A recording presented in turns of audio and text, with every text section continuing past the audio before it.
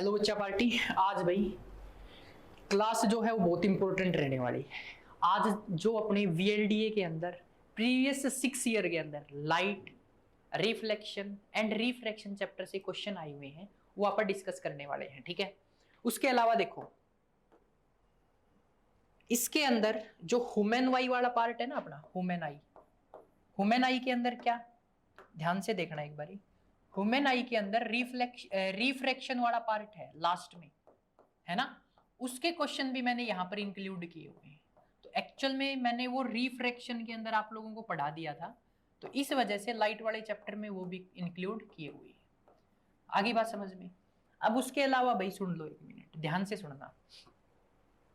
सबसे पहली चीज, अगर मैं ईयर वाइज मार्क्स का डिस्ट्रीब्यूशन करता हूं, ठीक है, ईयर वाइज अगर मैं मार्क्स का डिस्ट्रीब्यूशन करूं तो मैं 19 से आप लोगों को सोल्व करवाने वाला हूं। 19, 20, 21, 22, 23 और 24।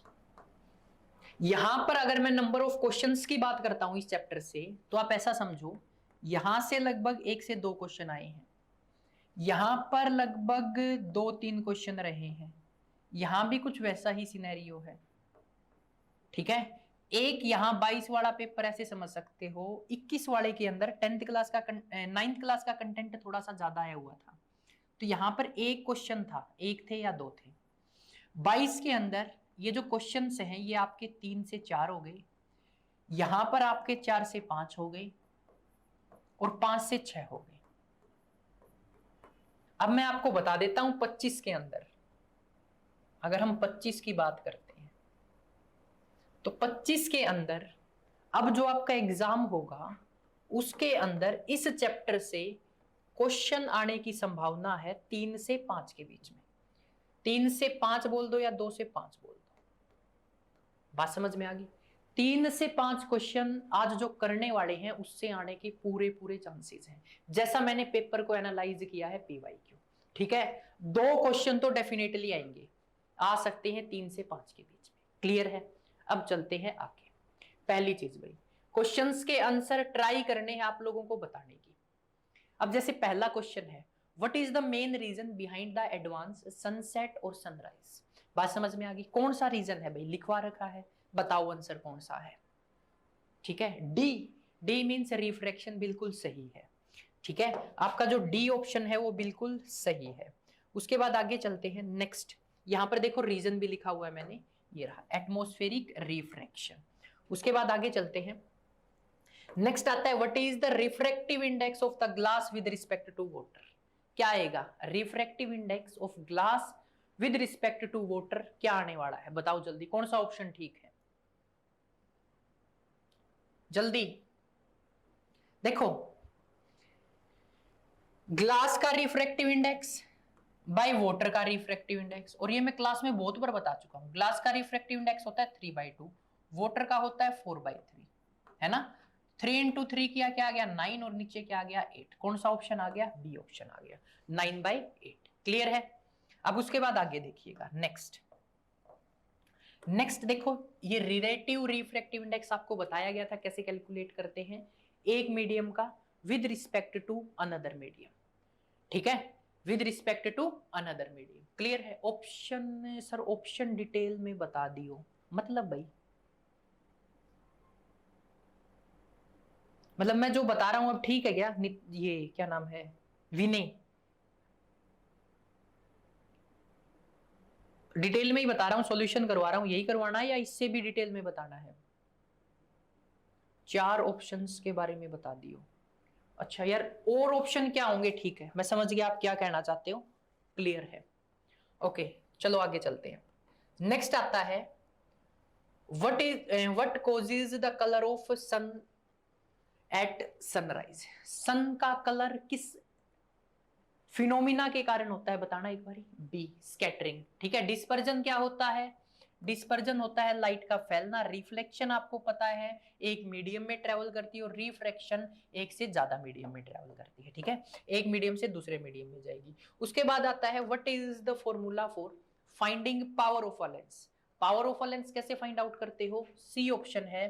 पावर ऑफ अ लेंस अपने पास होता है 1/फोकल लेंथ, फोकल लेंथ को मीटर में मेजर करते हैं और इसकी एसआई यूनिट क्या होती है, डायप्टर।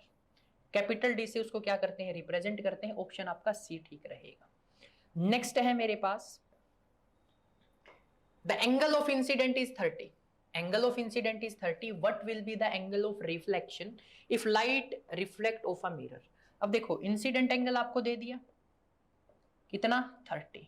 पूछा क्या गया है, रिफ्लेक्शन वाला एंगल बता दो, तो ये 30 है तो ये भी कितना होगा, 30 होगा। ऑप्शन ए क्या रहेगा, ठीक रहेगा। क्लियर है भाई, कोई दिक्कत समझ में आ रहा है? आगे चलते हैं। नेक्स्ट अपने पास क्या आता है, अब इसमें देखो 2 से 3 तरह के क्वेश्चन बनते हैं। पहला तो यही आ गया, दूसरा क्वेश्चन क्या बनता है यहाँ पर, दूसरे क्वेश्चन के अंदर आपको मिरर से एंगल दे दिया जाता है 30, तो उस केस में एंगल ऑफ इंसिडेंट क्या होगा, आप लोग कहोगे 90 माइनस 30 करोगे तो क्या आएगा, 60 आएगा। क्लियर है? उसके बाद आगे चलते हैं। When a convex lens is placed in water, क्या होगा, मैं यहां पर एक सिंपल सा लॉजिक बताता हूं। जब लेंस है इसके बाहर क्या होगी, एयर। एयर से कहां लेके चले गए इसको, वाटर के अंदर। कहां लेके चले गए, वाटर के अंदर। अगर इनका रिफ्रैक्टिव इंडेक्स इंक्रीज हो रहा है तो फोकल लेंथ भी क्या होगी, इंक्रीज होगी। ये क्वेश्चन मैंने क्लास में भी डिस्कस किया था, ठीक है। तो एक्चुअल में क्या आने वाला है, देखो पहले एयर में था फिर वाटर में लेके चले गए, यानी कि कन्वेक्स लेंस को वाटर में रखोगे तो क्या होगा, उसकी फोकल लेंथ इंक्रीज होगी। क्लियर है? फोकल लेंथ क्या होगी, इंक्रीज होगी। आगे चलते हैं। Change in the direction of wave passing from one medium to another. Passing from one medium to another, ये क्या कहलाता है, रिफ्रैक्शन कहलाता है। रिफ्लेक्शन पता है, डिस्पर्जन पता है, पोलराइजेशन पता है, ठीक है। अब चलते हैं आगे। विच of the following statement about the light is true. Light से रिलेटेड इनमें से कौन सी स्टेटमेंट ट्रू है, जल्दी से बताइए। कौन सा ऑप्शन ठीक रहेगा, सर इसको थोड़ा सा ऐसे कर जाओ। इसमें से कौन सा ऑप्शन ठीक रहेगा, बताओ जल्दी। ए ठीक है, क्योंकि लाइट हमेशा किसमें ट्रेवल करती है, स्ट्रेट लाइन में, और लाइट स्ट्रेट लाइन में ट्रेवल करती है। इस फिनोमिना को जर्नली क्या बोलते हैं, इस फिनोमिना को बोलते हैं रेक्टिलिनियर प्रोपोगेशन ऑफ लाइट। क्या बोलते हैं, रेक्टिलिनियर प्रोपोगेशन ऑफ लाइट, है ना। और यहां पर जर्नली अपने पास क्या होता था, एरो होती थी, एरो से रिप्रेजेंट करते थे। और ये एरो हेड क्या रिप्रेजेंट करता था, direction of propagation of light, direction of propagation of light, है ना, ये रिप्रेजेंट करता था। उसके बाद देखो सेकंड ऑप्शन में क्या बोला गया था, light can pass through the OPEC, नहीं कर सकती। उसके बाद ओपेक मीडियम क्या होता है, जो लाइट को पास ना होने दे। Light travel faster in air than vacuum, vacuum में ज्यादा फास्ट ट्रेवल करती है, फिर एयर में ट्रेवल करती है। बात समझ में? इसमें उल्टा बोल रखा है, ये भी गलत हो गया। Light does not undergo reflection and refraction, light के कारण ही तो दोनों फिनोमिना होते हैं, रिफ्लेक्शन और रिफ्रैक्शन। क्लियर? अब चलते हैं आगे। नेक्स्ट अपने पास क्या आता है, concave mirror forms a real inverted image, ठीक है। Then object is located, object को कहां लोकेट करोगे, मैं आपको बता देता हूं, सुनो ध्यान से। इमेज फॉर्मेशन सबसे जरूरी है भाई। क्या है, इमेज फॉर्मेशन के केस लेंस में, और याद करने हैं किसमें, लेंस में भी आपको आने चाहिए और आपको मिरर के केस में भी आने चाहिए, ठीक है। कनकेव और कन्वेक्स के दोनों को याद कर लो। और ज्यादातर केस पता है कौन सा है, एफसी कॉलेज में कौन पढ़ती है, लड़कियां, और लड़कियों की हाइट कैसी होती है, छोटी, ठीक है। एक बारी पढ़ लेना, ये समझ में आ जाएगा। इसमें आंसर बताने वाला कोई नहीं। इसका आंसर बता सकता है क्या कोई, इसका आंसर बता सकता है? ठीक है, ये आपको करंट है, मैंने आपके ऊपर छोड़ दिया, बिल्कुल आसान क्वेश्चन है। नेक्स्ट देखो, an object approaches a plane mirror at 5 centimeter per second, a stationary observer see the image, at what speed will be the image appear to approach the stationary observer। ये बताओ भाई क्या आएगा, कौन सा option आएगा इसका, जल्दी बताओ Piyush. A B C D कौन सा आएगा, बी, ठीक है। बी यानी कि 5 का डबल करना होता है ना, कितना आ गया, 10, बिल्कुल सही है ना। और बताओ, ठीक है भाई, 10 इसका आंसर गलत है। अब गलत क्यों है, सुनो ध्यान से। इसमें बोला क्या गया, स्टेशनरी ऑब्जर्वर है, जो इमेज को ऑब्जर्व कर रहा है ना, वो रेस्ट पे है। अगर वो रेस्ट पे होता है तो एक्चुअल में उसकी वेलोसिटी क्या हो जाएगी, 0, और इमेज आते हुए किस स्पीड से नजर आएगी, जिस स्पीड से वो आ रही है। तो ऑप्शन इसका डी आएगा, ना कि बी आएगा। क्लियर है। डबल कब होती है, जब ये स्टेशनरी की जगह बोलता कि जो इमेज देख रहा है ऑब्जर्वर साथ ही साथ चल रहा है। आई बात समझ में। तो ऑप्शन क्या हो जाएगा इसका, 5 हो जाएगा।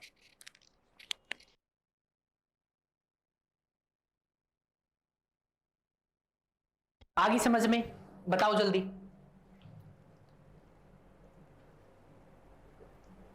अब दिक्कतें समझ में आ रही है, कैसे गलती करने वाले हो तुम लोग पेपर में। अब नेक्स्ट देखो, the following type of image is formed when a pencil is placed at a distance 30 centimeter from a convex lens। अब सबसे पहले देखो, मैंने इन क्वेश्चंस में क्या कहा था, जैसे ही आपको लेंस दिखे सबसे पहला काम आपका क्या है, आप लोगों को वो लेंस बना लेना है। कौन सा लेंस है, कन्वेक्स, ये कन्वेक्स लेंस है। ठीक है, कन्वेक्स लेंस के केस में जब इमेज अपनी क्या है, 30 है, ठीक है भाई, ये 30 होगी, सामने रखोगे तो u की वैल्यू क्या होगी, -30, और फोकल लेंथ कितनी दे रखी है आप लोगों को, 15, कितनी दे रखी है, 15। कन्वेक्स लेंस की फोकल लेंथ कैसी होती है, ठीक है, बात समझ में आ गई क्या, कर लोगे इस क्वेश्चन को, v की तो वैल्यू कैलकुलेट करनी है। ठीक है, क्या दे रखा है, लेंस, लेंस दे रखा है, तो क्या आएगा, 1/v plus 1/u is equal to 1/f। तो v की वैल्यू क्या आएगी, uf अपॉन में u प्लस f। ठीक है, ये माइनस है, ऐसे सिंप्लीफाई करोगे आंसर आ जाएगा। क्लियर। और इसका ऑप्शन सी आएगा भाई, मैं बता देता हूं, real and inverted negative sign आएगा, यहां से बता सकते हैं। उसके बाद देखो, a 3 times real image is formed when the candle is placed at 10 centimeter in front of a concave mirror. The location of the image will be at a distance। सबसे पहले मैग्निफिकेशन दे दिया आप लोगों को, मैग्निफिकेशन कितनी दे दी, 3, magnification कितनी दे दी, 3, साथ में कैसी इमेज है, रियल इमेज है। अब देखो, अगर मैग्निफिकेशन का साइन पॉजिटिव आता है तो इमेज कैसी बनती है बच्चा पार्टी, वर्चुअल बनती है। कैसी बनती है, वर्चुअल बनती है। और मैग्निफिकेशन का साइन अगर नेगेटिव आता है तो इमेज कैसी बनती है, रियल बनती है। तो यहां पर बोल रखा है रियल, तो मैग्निफिकेशन क्या होगी बच्चा पार्टी, नेगेटिव होगी। क्या होगी, नेगेटिव। उसके बाद देखिएगा कहां रखी गई है, place 10 centimetre from a concave mirror, तो यू की वैल्यू दे दी आप लोगों को कितनी, -10 होगी। ठीक है, मैग्निफिकेशन का फॉर्मूला मिरर के केस में क्या होता है, माइनस का v/u, मैग्निफिकेशन -3, v की वैल्यू कैलकुलेट करनी है, u की वैल्यू -10 दे रखी है। यहां से अगर आप सोल्व करोगे तो v की वैल्यू आपकी आ जाएगी 10 × 3 30 आएगा, ये आपका ऑप्शन हो गया। आ रहा है समझ में, बताओ जल्दी। क्लियर है। और आंसर क्यों नहीं दे रहे, फिर आंसर टाइप करो साथ के साथ, ऐसे मजा नहीं आएगा, फिर आंसर टाइप करने कंपलसरी है। ठीक है, अब चलिएगा आगे। उसके बाद क्या है, spherical mirror has 30 centimetre radius of curvature, it's focal length will be, focal length क्या होगी, रेडियस ऑफ कर्वेचर क्या है अपने पास, 30 है, फोकल लेंथ क्या होगी, जल्दी बताओ। रिलेशन पता है ना कि डबल ऑफ फोकल लेंथ किसके बराबर होता है, रेडियस के। तो एफ की वैल्यू क्या आ गई, r/2। आर कितना दे रखा है, r 30 दे रखा है, 30/2 किया तो कितना आ गया भाई, 15 आ गया। ठीक है, किसमें है, सेंटीमीटर में है, तो 15 सेंटीमीटर आंसर आ गया।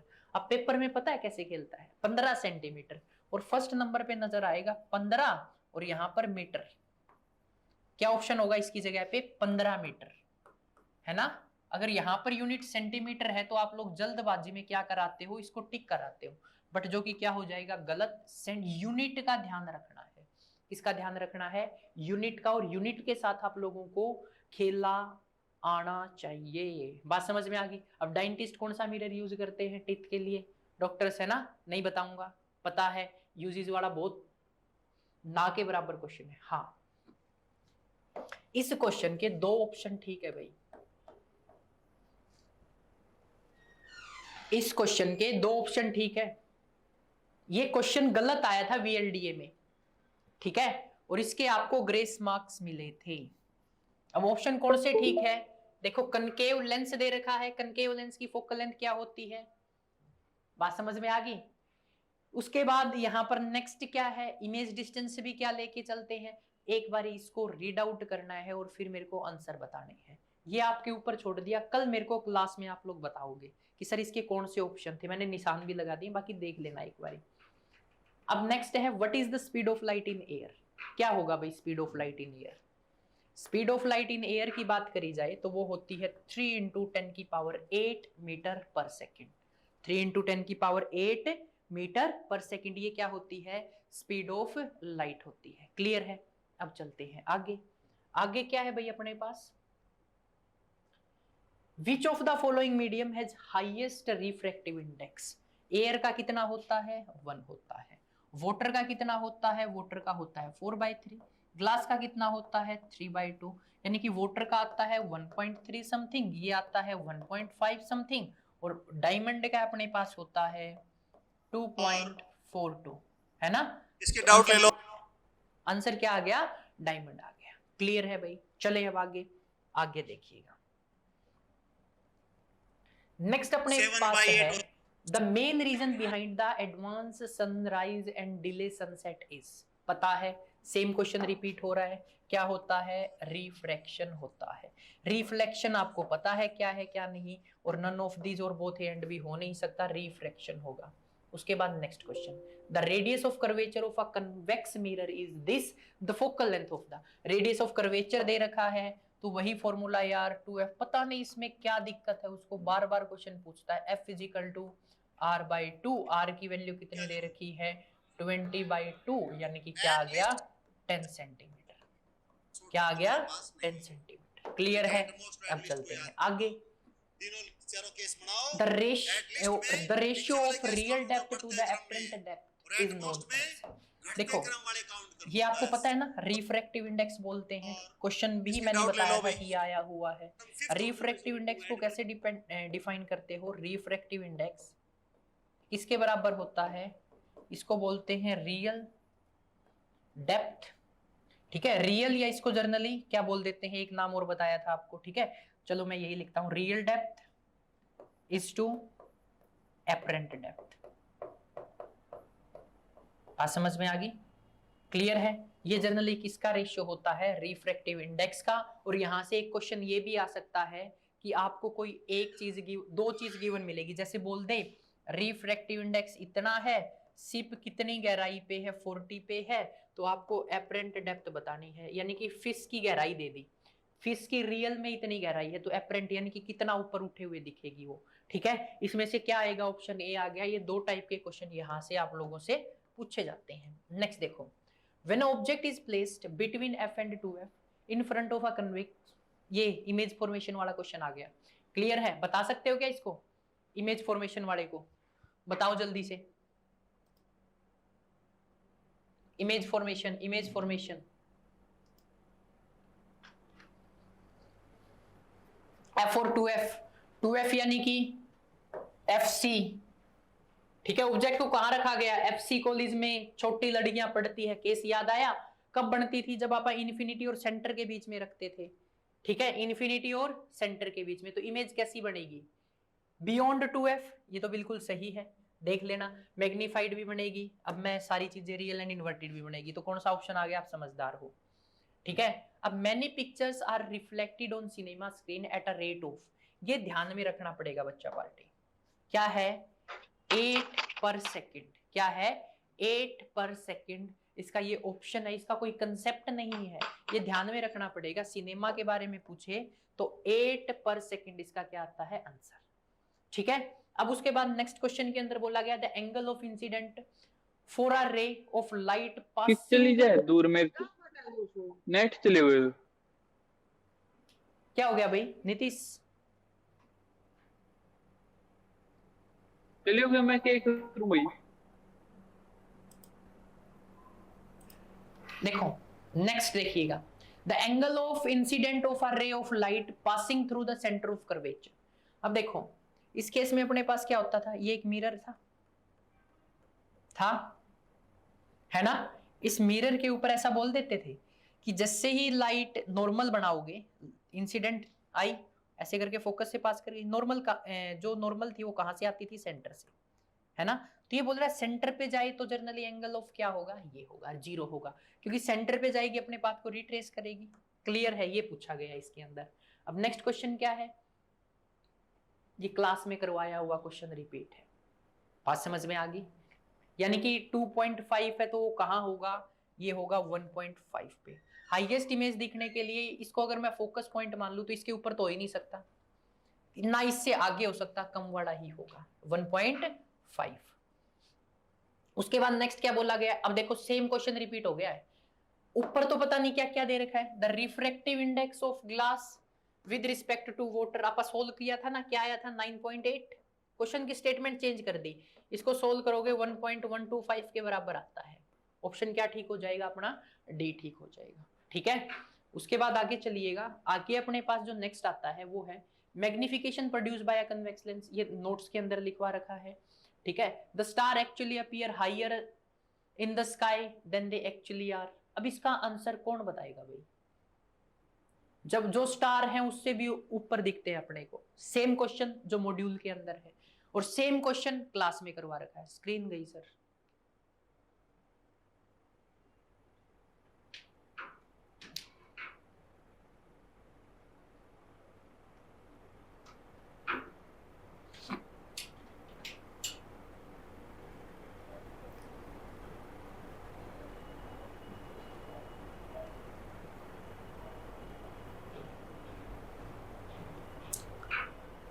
ठीक है भाई, इसके आगे का कल करेंगे। ओके।